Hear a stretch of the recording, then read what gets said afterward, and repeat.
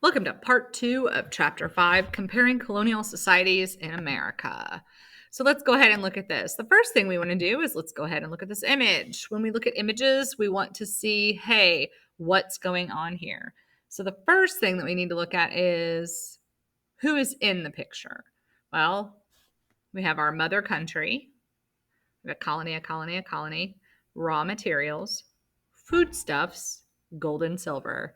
So what we will see is that the mother country, which could be any country, in this case, probably Great Britain, or Portugal, or one of the other countries or Spain, one of the other countries that came over to the Americas. And it shows their colonies serving up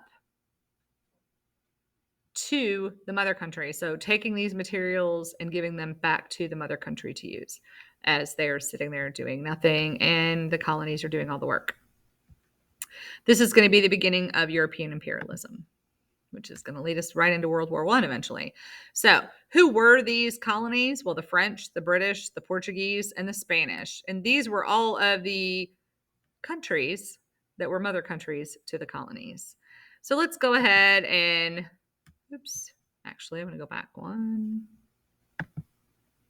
So let's go into North America first. So let's look at this. Slavery in North America differed than Latin America and Mexico because they were able to reproduce. And I know that that sounds terrible, but the work that went on in Latin America and Mexico differed than the work that went on in North America.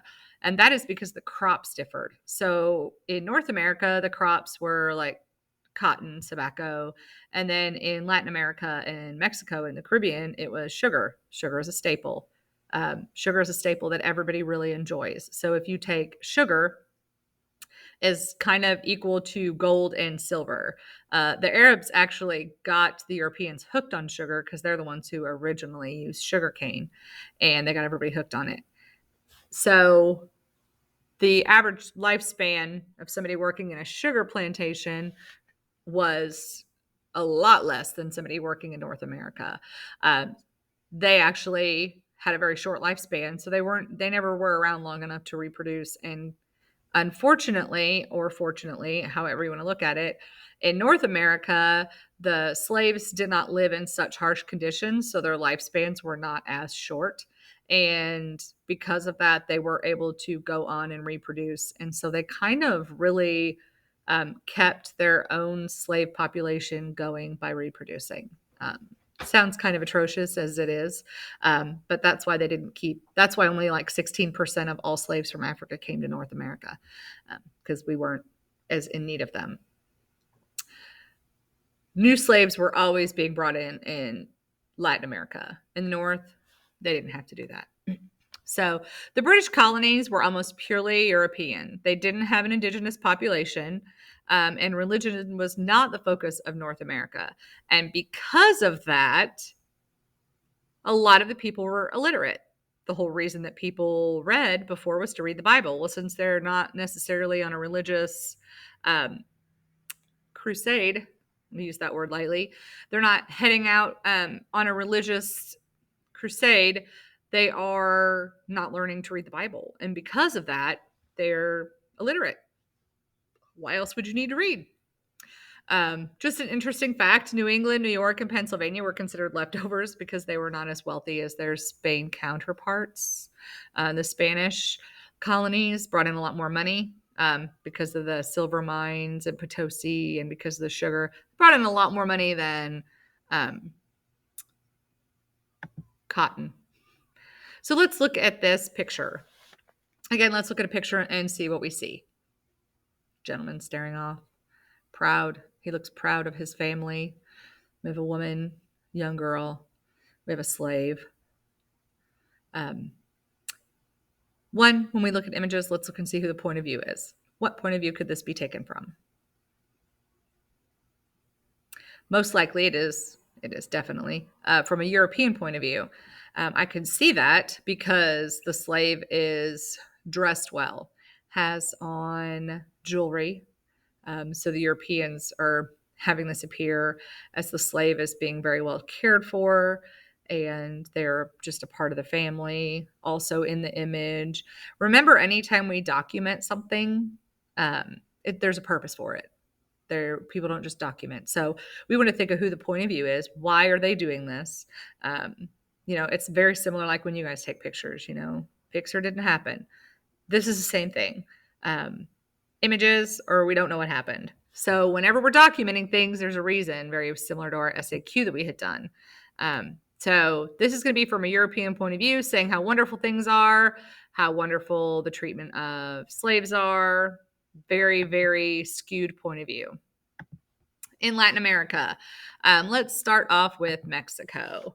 So Cortez is going to come into the Aztec Empire. Spain is going to acquire many of the large cities in the Incan and the Aztec empires and is going to give them great wealth over their European counterparts. The Spanish are going to be freaking wealthy with the sugar and the silver, hand over fist wealthy. And I kind of had an aha moment when I realized, how did they have all these universities and churches and cathedrals and an elaborate administrative bureaucracy and commerce? And then I thought about it and I thought, wait a minute, Spain was also Islamic at one point. So Islam was known for their bureaucracy. They were known for universities and pushing education. And so because of that, and because of the fact that Islam had come in and taken over Spain for some period of time, definitely helped in probably giving Spain that extra edge they needed to be successful in the Americas. So kind of an interesting process there. So Cortez is going to mark his alliance with a city against the Aztecs by exchanging gifts in which he receives hundreds of female slaves. He ends up giving most of these slaves that were from elite families to his soldiers. So what is this going to say about the treatment of women by natives and the Spanish? Well, one thing we can definitely say is that, wow, they both treated women like property. Women really had no say. They had no, they were not treated like humans. A lot of it. So let's go ahead and look at this image. It is super disturbing. So we have to think about this is the encomienda system, which is a labor system. We also had the Meta system, which is a labor system. The manorial system, which is a labor system. Slavery, which is a labor system. Feudalism, which is a labor system. The hacienda system, which is a labor system. All of these are labor systems. They're all very important. So when we look at this and we look at these labor systems, they all have their own aspects that are unique. So the encomienda system is the one that you're going to see in Mexico. So let's look at this picture. What do we see? And how do we know who is whom? Well, the people that are not dressed or hardly dressed are slaves. And the people who are dressed are clearly or not slaves, but they're the workers.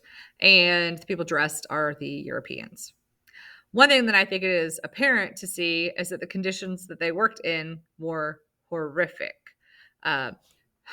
Several of these men over here let me get my little pointer out here. See if I can get my pointer.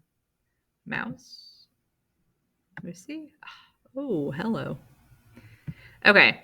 So right here, you can see that you've got these men that have no hands, no hands, no hands, no hands, no hands. Harsh, harsh, harsh conditions.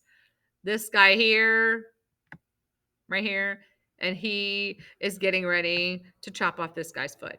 So this here is clearly, you can see this. These are like brutal, brutal conditions. Again, no hands. This is what these people are living with. Not exactly the kind of thing that we look for in a successful working conditions. So let's go ahead and look at how people were. So here's our colonial class structure for the Spanish area in the Americas. So your Peninsulares are going to be your Spaniards that are born in Spain. Obviously, if you're born from Spain, you automatically think you're better than everyone else in this situation. So Very important. So we have the Peninsulares. Whoa, Peninsulares first. And then the Creoles are next. Those are people who are born in Spain, but their parents are Spanish. So they're like right underneath there. And then we have the Mestizos. These people are born of Spanish and Native American parents. So you've got one Spanish, one Native American. That makes you a mestizo. Then you have just natives, and then you have the enslaved people. Okay. These enslaved people are at the very, very bottom. That is the very bottom of their social class. Okay, so I'm going to look at this image here. So let's take a look. Here we have a woman who is clearly, looks like maybe a mestizo, maybe just a native, probably a native, their child, this man. So let's look at this. Racial mixing in colonial Mexico. It's the 18th century painting by the famous Zapotec artist Miguel Cabrera. Actually, his paintings are super famous. He is going to marry a mestiza woman. This is their child. This was labeled as castiza. This is the 20th century, or by the 20th century, such mixed race people are going to represent basically most of their population. Now, here's the interesting thing. One, when the Spanish came to Mexico and to Latin America, they did not bring women with them. And this left them with one choice, and that was to mate and hook up with the natives. Not that they had a lot of opportunity, not that they really had any other options. So because of that, this is going to give both of them a benefit. So what benefits do we see here? So we see the benefit of him having a loving wife. He's not alone. And he's allowed to reproduce and have offspring, passing his lineage down. She is now married to a Spanish, so now she has rights that she didn't have before. How can I see this? I can see this in the way they are dressed, the way that he is looking at her. He looks like he is very enamored, and they obviously have a child. So, but they are giving each other something. She doesn't have to worry about being stuck in a native poor area where she doesn't have any options. She's dressed well. She's fortunate. She got out. In North America, however, mixing of races was frowned upon. They didn't want to do that. And that was because when they came over from Europe to North America, they brought women. And these women were not into the native women. They did not want to be replaced. So let's look at this. Man benefited from marriage because he got a loving partner, a partnership that would have been very difficult with a Spanish woman, because Spanish women weren't just going to be subservient. And these people were. They were outnumbered 7-1 by Spanish men. Also, more women than men doesn't give men a lot of options. He also was allowed to have an heir who he could pass his estate on to. The mestiza woman benefited from the marriage by gaining a relative security living in a Spanish household for her and her children. She also had a lot of luxury goods, which are surrounded by her in the picture. Okay, we can see this in the image. So, okay, on to sugar. Ooh, I really like the fireworks. Okay, Brazil. Brazil is going to definitely have a lot of sugar. It's going to be ruled by the Portuguese, ruled by Portugal. They lack civilizations of Mexico. Therefore, basically, the only wealth that they're going to find is sugar. That's it. And let's take a look at these cities in these ethnicities in Latin America. So in the Highland Spanish versus the Portuguese Spanish, this Portuguese America, and then the Spanish America. So different. What do we have here? In Spanish America, we have 18% Europeans, Portuguese 23%. Spanish America, 28%, mixed race, 17% in Brazil. Africans, here's the kicker. Spanish America, 11% Africans, 42% natives. The natives are still going to outweigh the population of everyone else, 41%. They are the most. Now, let's go to Brazil. 9% native, which means they have basically decimated most of their population in Brazil with the Portuguese. Almost 50% were Africans. Now, when we look at this difference, why do we think that is? Well, in Brazil, it was sugarcane. The sugarcane is very, very tough to work. I mean, it's just, you're constantly bringing people in. In Latin America, race was graded within a society's caste system, kind of similar to a caste system in India, but this is the casta system. In North America, the racial system was much more clearly defined. A person was Indian, African, European. Those identities were not fluid, and they were like they were in Latin America. In South America, free blacks, mulattoes, they had more economic opportunities and even the possibility of acquiring a higher social position. That was not everywhere else. So, talking about some differences. Let's take a look at this image. What do we have here? Looks like some people farming. Looks like we got the Europeans over there sitting under the tree, kind of watching the workers. Whose point of view would this be from? What point of view would we look at this picture and say, oh, this is clearly from them? Pause this. Think about it. Now let's look at this. We see the people working. Does their work look very hard? Do they look like they're really struggling? No, they're all well dressed. They look like they're just doing their job. And the European workers they don't even have to really watch them. They're just kind of over there. So this shows me that this is clearly from a European point of view, who were very much for the enslavement of people. They show them working. They make it look like it's not a big deal. They're all dressed really nice out there working, doing their day's work, which was obviously, we know, not the case. How did sugar transform Brazil and the Caribbean? Sugar was a commodity in high demand. It was grown starting in the 16th century in the Portuguese colony of Brazil and later in the British, Spanish, French, and Dutch colonies in the Caribbean. Its profitability led to the technological developments to make production more efficient. However, the most important transformation was that it led to the introduction of African slaves into the America on a massive scale.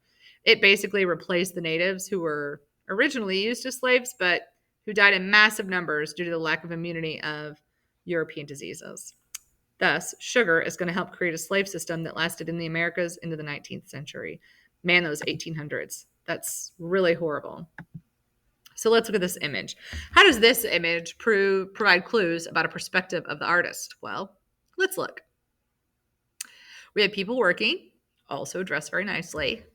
Here, it shows a foreman who clearly, this guy right here, clearly this foreman is a slave. It looks like he is in charge. So it looks like we're promoting them. We're giving them, management positions, basically.